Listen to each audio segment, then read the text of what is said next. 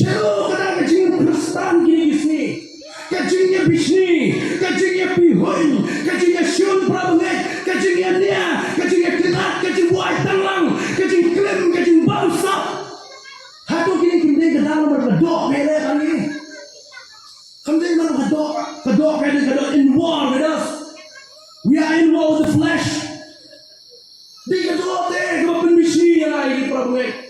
Di kedok teh kau punya syun yang lagi para majan. Di kedok teh nasi bayar lam yang berkas new the kiway. Kibangai hari ini kisni kibangai tadi don hari ini kasma betul kiri betul leh betul kedok. Ki herma iwe kajingnya bisar prabenget ki basir kaya do kata. Ni don hari ini juga kasma.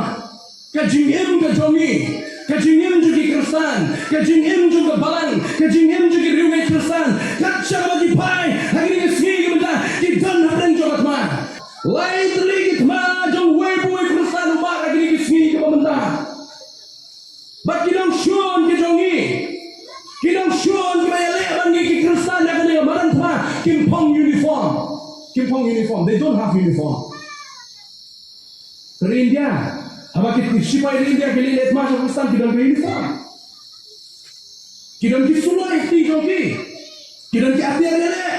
Kita atir lele. Kita panggil handat ki jogi, kita panggil cuti. Kita kata, Henry, unang syun, siapa bawa lele ini deh. Pang uniform, dan uniform itu. Lalu kita uniform lagi lain. Lalu kita uniform. Bahawa dan uniform kalau baik, bahawa identify. Ban itu iki kalau baik.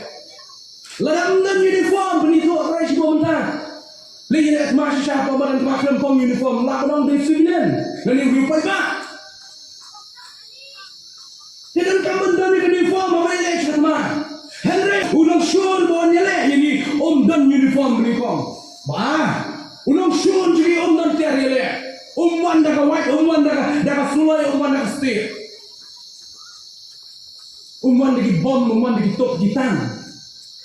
Kini dia syun ke jongi tu kawan. Bagi kita malu kata-kata ini balik ho yang dia bilang syun. Kuno belian lagi. Mana betul lah